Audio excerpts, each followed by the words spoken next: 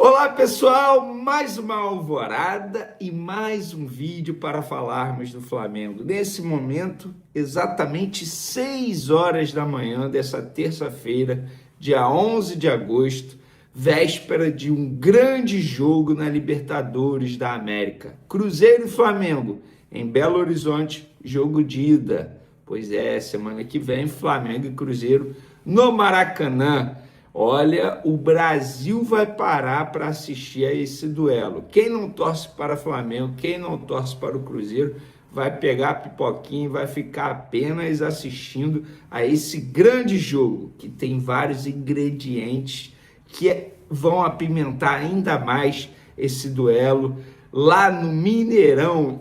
E no vídeo de agora, a gente vai falar sobre a escalação de Leonardo Jardim, o que ele pode fazer, o que eu faria, porque existe aquela dúvida, Lucas Paquetá vai ser titular ou não nesse time? Arrascaeta não tem como tirar, Pulgar não tem como tirar, Jorginho não tem como tirar. E aí, como encaixar o Lucas Paquetá nesse time? E vocês sabiam que o Flamengo tem a maior média de bola rolando no Campeonato Brasileiro? E reforços, Venê? A diretoria ainda busca reforços depois das tentativas fracassadas de Thiago Almada e Luiz Henrique. A gente vai falar sobre isso tudo e muito mais no vídeo agora. Mas antes, gostaria de pedir para você se inscrever no canal, soltar o dedo no like, ativar a notificação, compartilhar esse vídeo, isso é importante. E se quiser dar aquela moral financeira, tem um Pix aí na descrição. Hoje está um frio danado aqui no Rio, cara. Muito frio mesmo. Tanto é que eu meti meu corta-vento do Mengão. Esse aqui é maravilhoso, bonito demais, tá? Muito bom. Eu gosto do frio porque dá para meter essas roupas que a gente não costuma usar normalmente aqui no Rio de Janeiro. Mas vamos lá, vamos para as informações. Flamengo tem a maior média de bola rolando do Brasileirão. Aponta ranking da CBF. É isso mesmo. Em reunião realizada na tarde de segunda-feira, ontem, no Hotel Rio de Janeiro, os clubes da Série A e B aprovaram o conjunto de regras para combater a cera. A gente já falou sobre isso. E nessa reunião também ficou comprovado que o Flamengo tem a maior média de bola rolando no Campeonato Brasileiro. Eu vou trazer para vocês aqui o ranking completo. Vamos lá. O Flamengo é o líder com bola rolando 57 minutos e 39 segundos. E isso dá em percentual 56,70%.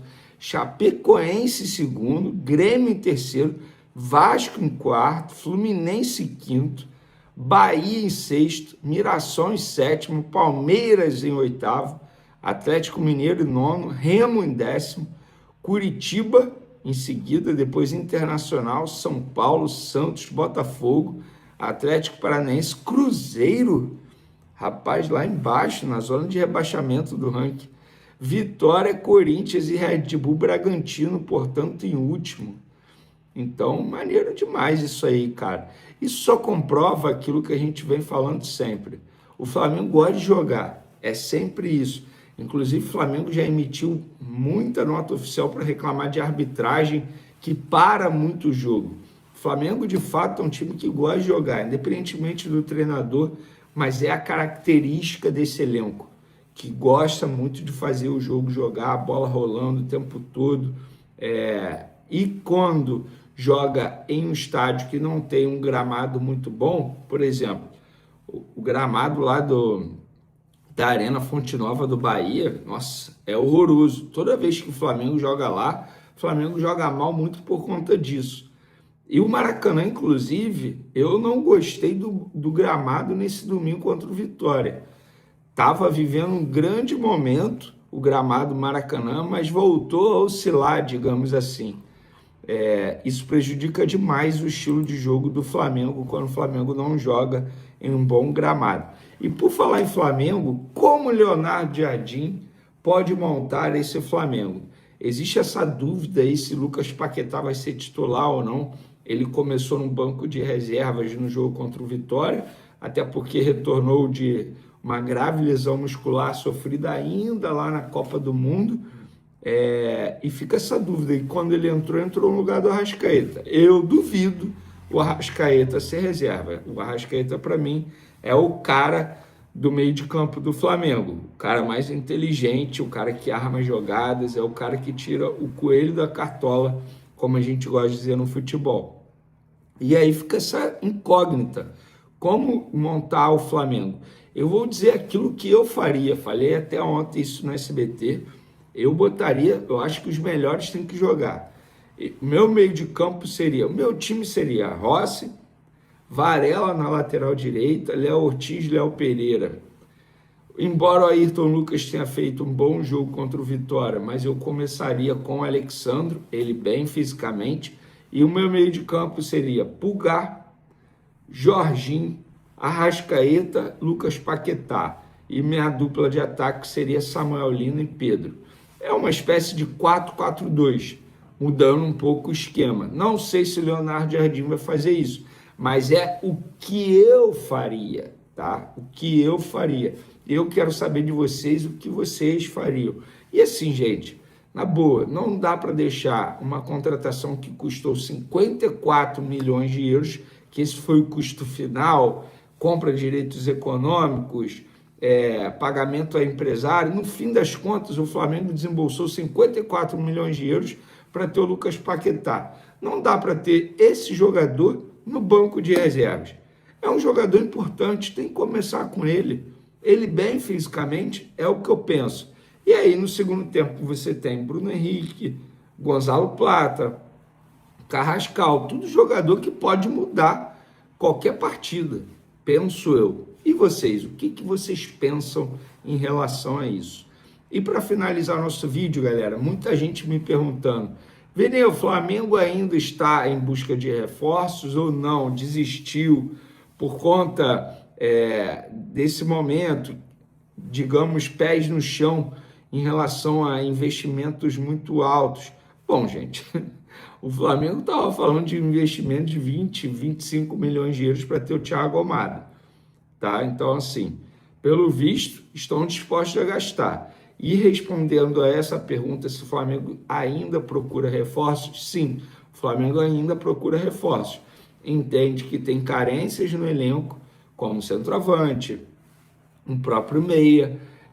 Embora o Luiz Henrique seja um ponta-direita, e eu sempre falei isso aqui, não fazia o menor sentido o Flamengo fazer 35 milhões de euros de investimento em um ponta-direita. Não é a grande necessidade hoje no elenco do Flamengo.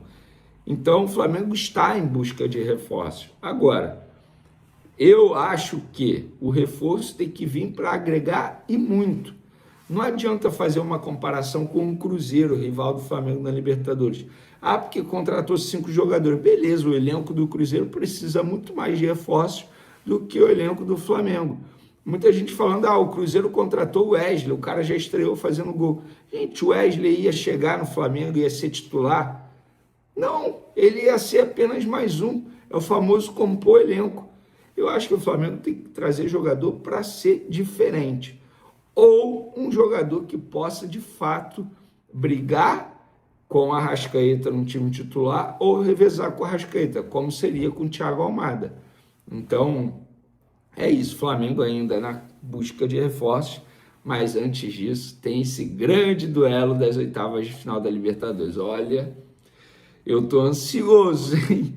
Tem muita coisa envolvida nesse jogo. Gerson brigando com o Flamengo na justiça, jogando pelo Cruzeiro. Leonardo Jardim saiu do Cruzeiro dizendo que ia dar pausa na carreira.